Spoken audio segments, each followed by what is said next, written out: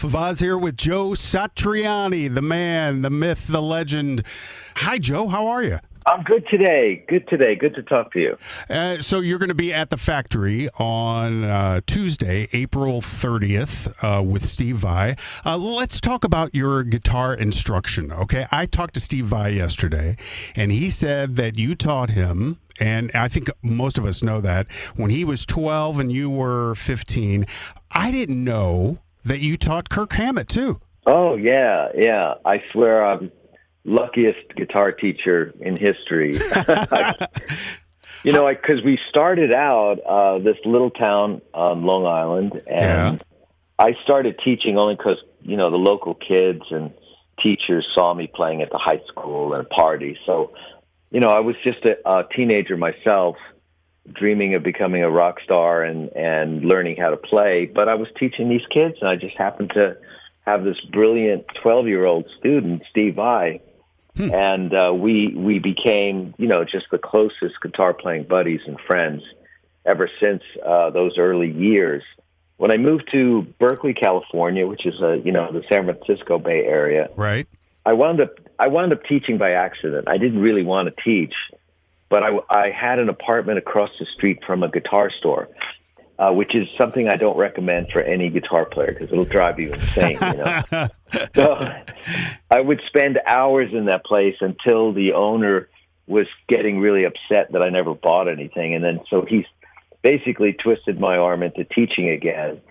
And then what happened, to my surprise, for about 10 years there, is Kirk Hammett and Larry Lalonde, Alex Skolnick, Kevin Cadigan, David Bryson, Charlie Hunter. I mean, it was just endless.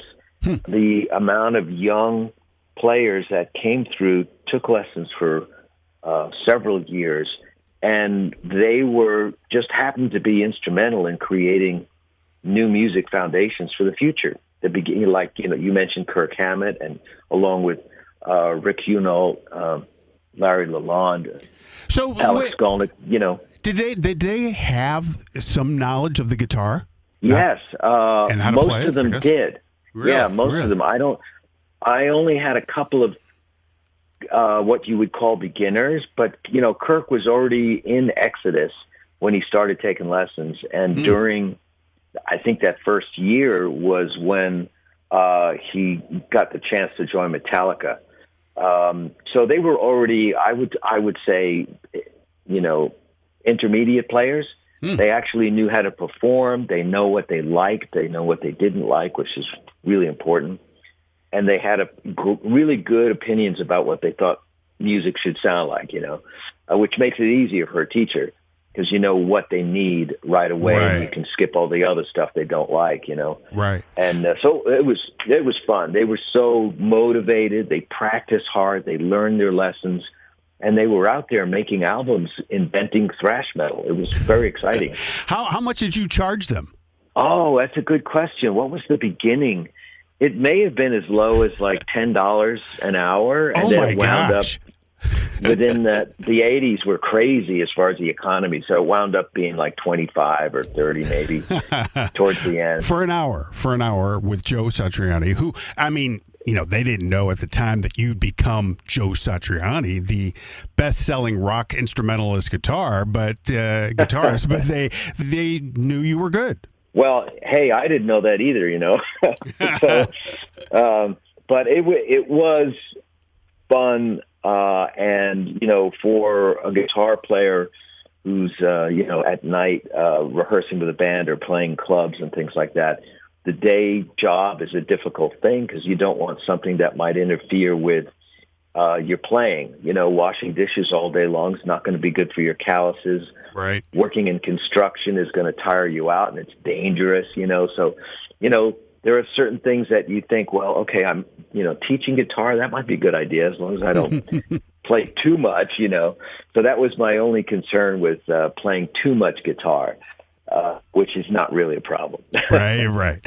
We're talking to Joe Satriani. He'll be in town this coming Tuesday with Steve Vai at the factory in Chesterfield. I read something about you today, Joe, that you have sold over 10 million records. You are the best-selling instrumental guitarist of all time. Is that correct? Yeah, that's what they keep telling me. Wow. Well, Thank you to the fans, you know. that's pretty good. I would think that, that's worth a lot of money, probably. Yeah, I mean, I am eternally grateful to the fans that they've gifted me this career where I get to keep going, keep dreaming up new albums, keep touring around the world. That's exactly what I thought I wanted to do when I was, 14 and I started to play guitar. I just thought, this is the greatest thing ever. How am I I got to figure out how to keep doing this all the time. And here I am. I'm 67 and I'm still doing it. So wow. Thank you.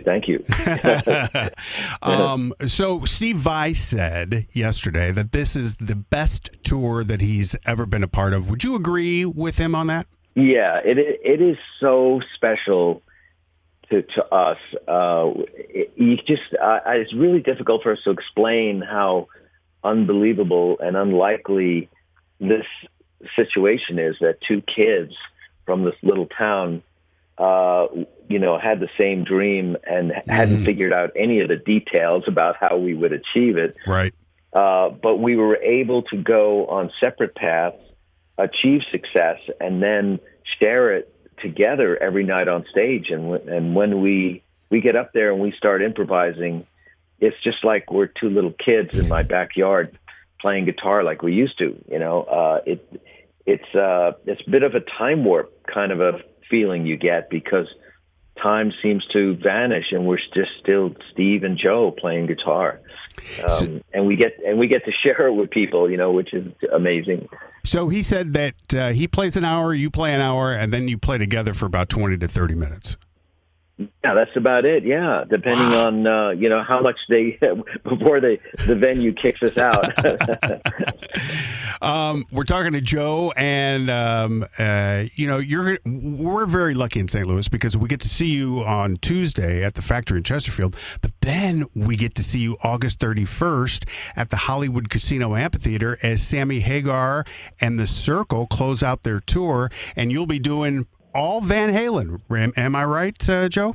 This tour is really amazing. When Sam called me, he said, look, I want to do a career retrospective. I want to celebrate Montrose, Sammy Hagar, Chickenfoot, and, of course, Van Halen. Mm-hmm. And, of course, I said yes because I thought, when your best buddy calls you and he wants to celebrate his career, which is amazing, right. Yeah. You want to be a part of it. You want to come to the party and help them celebrate. So it's a crazy task that's ahead of all of us, certainly for me and Ray, my keyboard player, who's going to be part of the band as well, because, we have not been playing these songs for decades.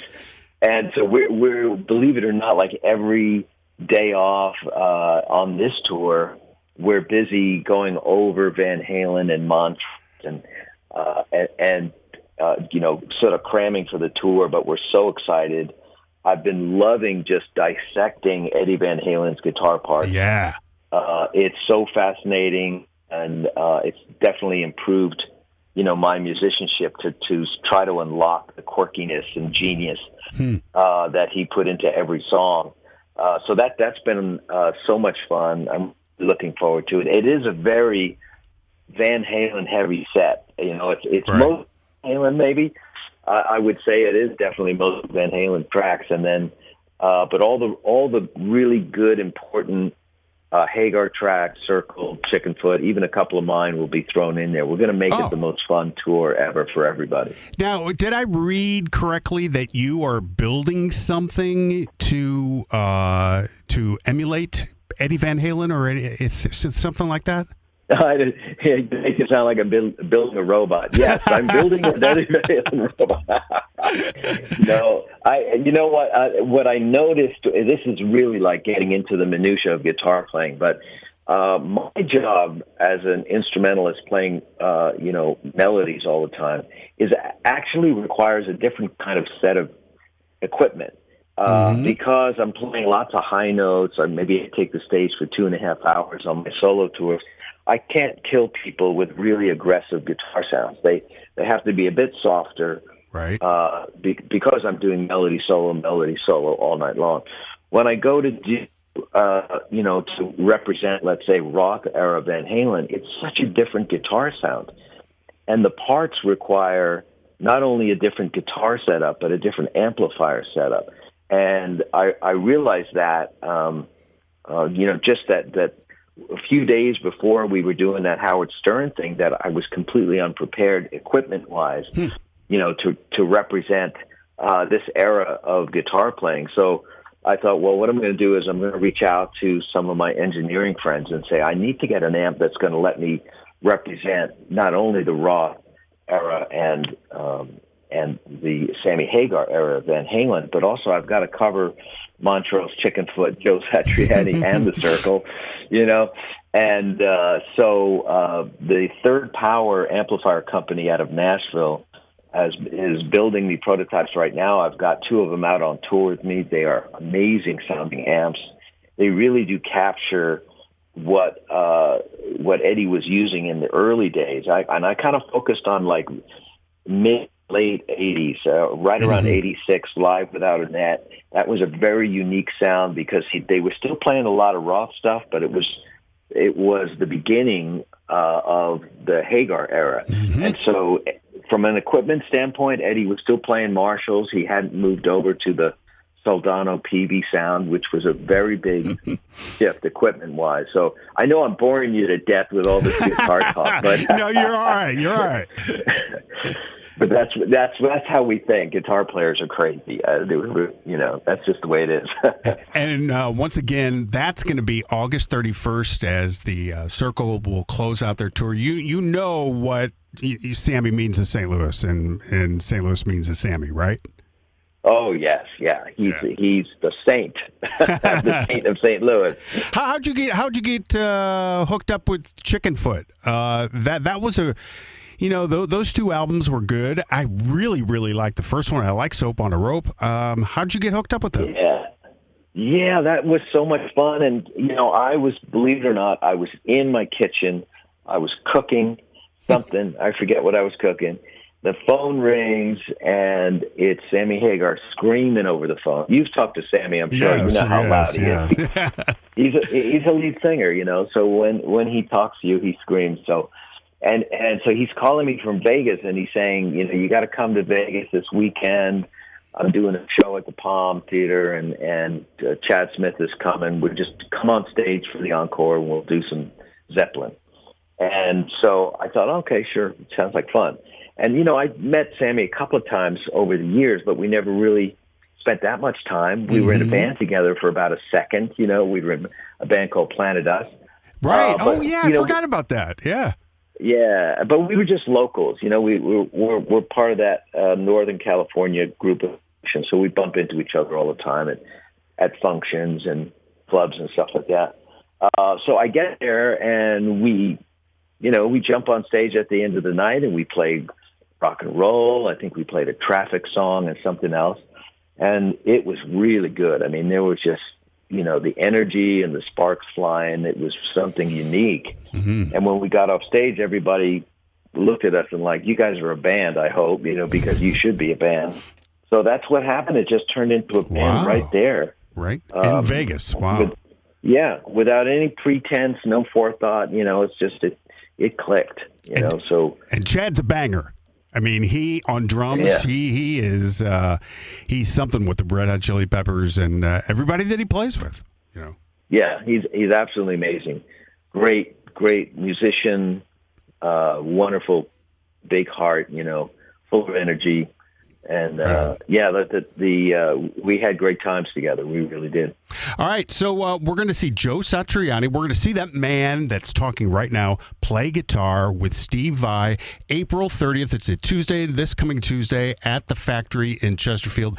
And then we're going to see Joe August 31st with Sammy Hagar and the Circle, and they'll be doing a Van Halen thing, but they'll sprinkle some Montrose and things like that in there, and that will close out the tour. And Joe, we can't wait to see you twice.